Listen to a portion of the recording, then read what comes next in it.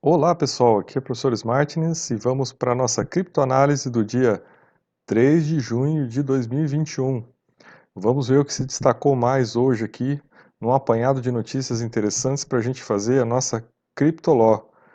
Na Criptoló, lembre-se, a gente quer fazer uma análise levando em conta, né, padrões econômicos e padrões jurídicos, e por isso a gente tem um direcionamento aqui no nossos enfrentamentos. Bom, ontem à noite, para quem acompanhou, né, no começo da madrugada em diante, a gente teve aí um aumento de compras, né, o preço deu uma subida do Bitcoin, e aí nessa reportagem aqui publicada, né, logo pela madrugada, aqui alguns analistas já estavam vendo uma entrada de compra institucional. Então, houve uma pequena entrada de compra institucional, sim, de ontem, né, de ontem para do dia 2 para o dia 3, e isso provocou realmente um aumento no preço do Bitcoin. Esse aumento não se manteve, né? Depois ele foi, essas compras cessaram e aí o preço voltou a cair. Então esse é um detalhe de que, né? Talvez a gente poderia estar vendo uma tentativa de dar um direcionamento, né? De manipular o mercado de alguma forma, porém isso não se manteve durante o dia, tá, pessoal? Então o Bitcoin voltou a cair e voltou para o preço lá dos seus 37 mil.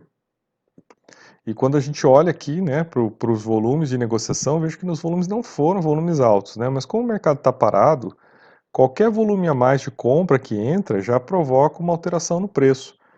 Então, como o mercado, né, tá com negociações bem baixas, qualquer alteração já provoca.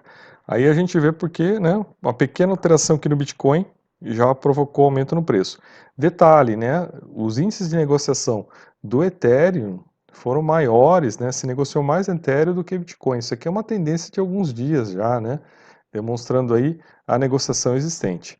A ADA a gente percebe aqui que houve, né, um pequeno aumento aqui, né, uma pequena estabilização, depois um pequeno aumento aqui, e o Dodge caiu aí, né, começou a se negociar na Coinbase, deu aquele pico, né, aquele hype, mas já baixou de novo, né.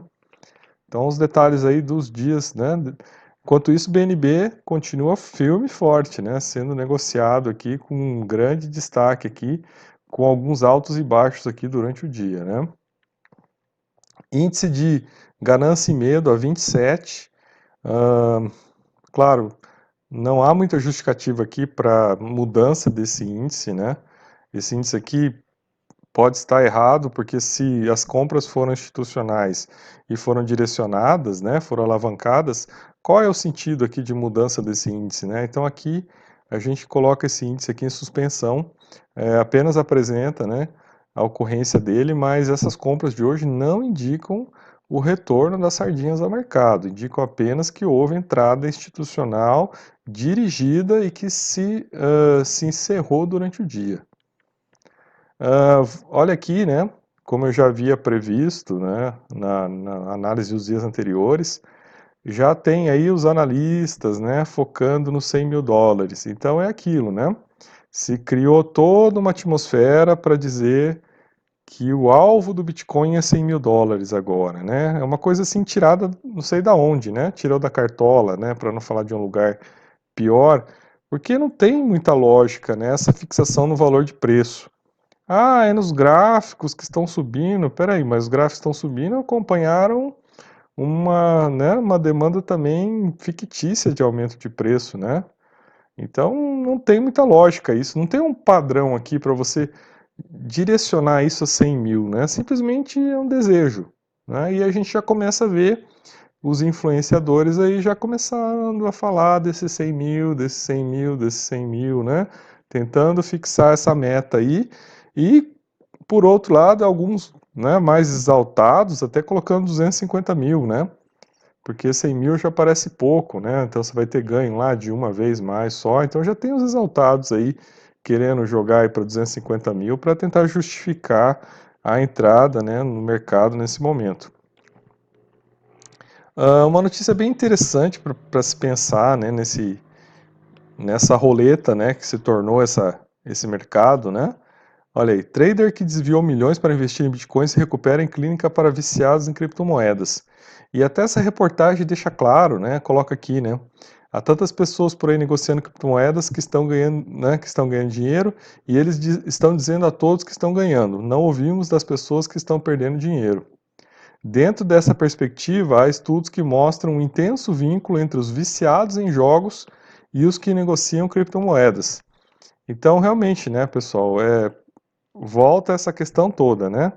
A ausência de padrões claros, né? Esse sugestionamento, né? Todos esses influenciadores aí que, né, dizem que estão ganhando dinheiro, que estão lucrando, que agora vai chegar a 100 mil. Então isso aí tudo vai criando uma estimulação, né? E principalmente pessoas que têm aí alguns traços, né, da personalidade aí mais compulsivos por jogos, né, podem entrar nessas roubadas aí e colocar tudo a perder, né? Então vejo aqui que tem até uma clínica na Inglaterra, né, para viciados em criptomoedas. Então vejo o nível que isso está ampliando e como isso pode ser, né, nocivo, principalmente quando você está lidando com pessoas com algum tipo, né, de transtorno ou desvio de personalidade aí que acabam entrando nisso, não como uma, né, perspectiva de você fazer um patrimônio no longo prazo, né, de você fazer um investimento, mas muito mais realmente como uma aposta, né? Então tá aí, né? Daí você vê por que do interesse por matérias como essa, né? A pessoa vai apostar, né? Então, ó, o famoso analista diz, Bitcoin a 100 mil é muito mais fácil do que 20 mil. Então veja, é muito mais fácil, né? Então veja, fácil o que que é fácil, né? Olha, é muito, né? Então veja os termos, a forma como é colocado. Então, olha, vale a pena se arriscar, né? É um jogo, não é algo determinado. Isso aqui, realmente, pessoal, eu coloco essas coisas mais para demonstrar os furos que ainda existem nesse mercado, né? Eu não estou aqui demonizando, já falei várias vezes, não estou demonizando as criptomoedas, né, nem a tecnologia, nem a utilidade que elas podem ter. Estou aqui apontando as falhas, né? Falhas que existem e estão bem demarcadas aqui nessa ideia de que as criptomoedas são uma jogatina, né? Um grande cassino. E quantas pessoas não entram dessa maneira, né? Então essa realmente a falta ainda, né, de uma solidificação, né, de uma cristalização deste mercado permite essas aberrações, esses altos e baixos, né? Essa falta de padrão, essas apostas, né? Esses gráficos mirabolantes que vai chegar a 100 mil, que vai chegar a 250 mil, que vai chegar a 1 milhão. Tudo isso acaba mexendo muito com a ganância, né? E com esse espírito, vamos dizer assim, até perigoso, né, de certas personalidades que têm uma ligação aí, né, que tem uma facilidade com jogos e podem se viciar em negociar criptomoedas. Então, muito cuidado, tá, pessoal, para entrar nessa. Muito cuidado, tenha o pé no chão, né? Quando você vai olhar as criptomoedas, você deve pensar isso como um investimento de longo prazo, que você está fazendo um patrimônio. E logo, se você está fazendo um patrimônio, se você quer investir em longo prazo, você tem que ter todas as técnicas para investir. Então, você tem que esperar para comprar na baixa, estudar os criptoativos, observar se eles têm uma utilidade, né? Como é que eles funcionam, qual é a perspectiva deles de longo prazo. Tudo isso precisa ser levado em consideração antes de você começar a atuar nesse meio, né, para não cometer erros, né? E aí, pessoal, olha, mais um alerta, né? Olha, golpes de Bitcoin no YouTube continuam a florescer, né? Então está acontecendo muito. O que está acontecendo, né? Eles pegam a imagem de alguém famoso, né? Tem aqui atrás até, né? Pega uma palestra da pessoa, né? A pessoa dando uma palestra que ela deu em algum determinado momento. Até tem um vídeo nosso aqui no canal. A gente flagrou isso acontecendo, né? A gente viu isso acontecer ao vivo. Então, né? Colocam aqui, né? Uma palestra e aí colocam lá, né? Alguma coisa dizendo, olha, né? Se você investir aqui com a gente, você vai receber em dobro, tal. Então cria um golpe do bilhete aqui, né? E você acaba vendo aquela pessoa famosa, né? E acreditando nela e confiando aqui, e aí você cai no golpe do bilhete aí. Então é muito cuidado com isso, né, pessoal? Olhe, cuidado, não, né? Nada de graça, né, pessoal? Nada vem de graça, né? Por isso que eu volto a falar, olha, todas essas ideias de ganhos fabulosos, né, de ganhos mirabolantes. Tudo isso incentiva essas falhas da personalidade, né? Então a capacidade de se cometer erros, né, e se achar que é um mundo, né, da criptomoedas é totalmente novo, né, e que os velhos golpes não cabem aqui, é o contrário, os velhos golpes todos estão aqui, né, todos estão aqui, permanecem aqui. Então a gente olhando de um ponto de vista jurídico, a gente tem que botar muito pé no chão.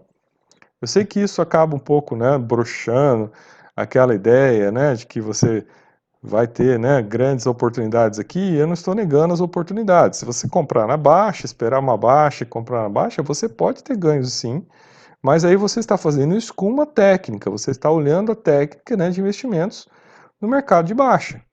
Porque é a única técnica que se aplica quando a gente está falando de Bitcoin. Você não tem como olhar como você vai comprar uma ação.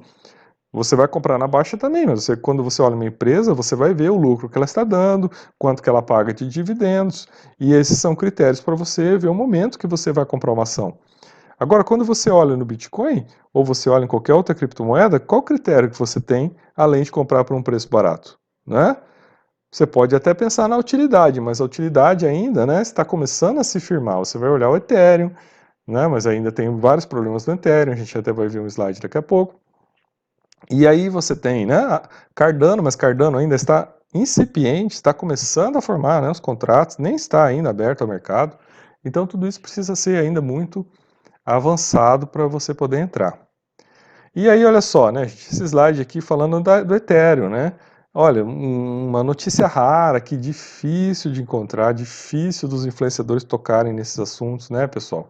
Primeira coisa é que o Dodge, né, tem uma emissão de moedas gigantesca, então você tem 13 milhões de Dodges todo dia, né? Então você tem uma inflação gigantesca, porque todo dia se emite 13 milhões de Dodges a mais.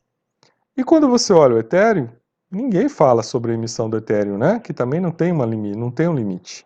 Então o Ethereum, saiu uma notícia rara aqui, né? Um estudo raro demonstrando que o Ethereum ele está produzindo uma inflação até maior do que o Doge, porque ele emite 10% a mais de moedas diariamente do que o Doge.